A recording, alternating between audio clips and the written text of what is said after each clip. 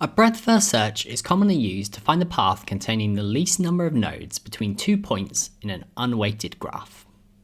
To help you understand how this algorithm traverses a graph, I'm going to walk you through an example. To start, my graph is initialized and all the nodes are marked as undiscovered. I then choose a starting node. I'm going to go with node number 1. So I add node 1 to the queue and the list of discovered nodes. Node 1 becomes my current node and I'll remove it from the queue and I start to explore its adjacent neighbours. It has 2 neighbours, nodes 2 and 9. I add node 2 to the queue and to the discovered list and do the same with node number 9.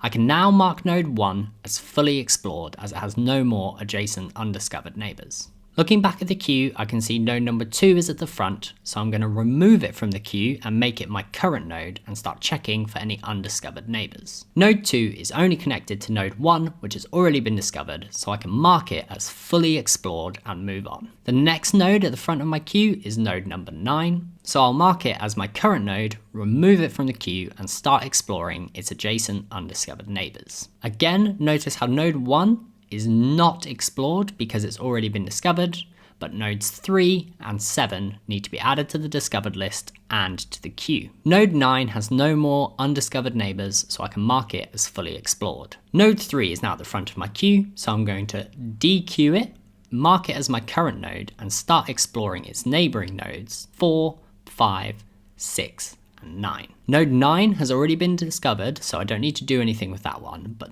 the other nodes need to be added to the discovered list and to the queue.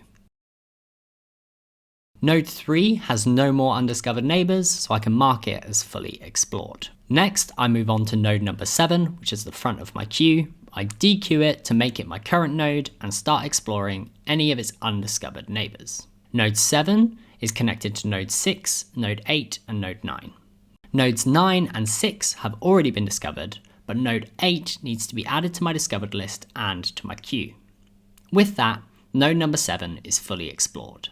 Node number 4 is at the front of my queue now, so I'm going to dequeue it, mark it as my current node, and start exploring it. Node 4, like node 2, has no undiscovered neighbours. It is only connected to node number 3, so I can mark it as fully explored and move on. Next, we have node number 5. I'll dequeue it, making it my current node, and start checking for any undiscovered neighbours.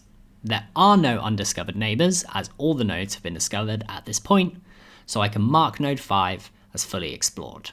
Next, we have node 6 at the front of the queue.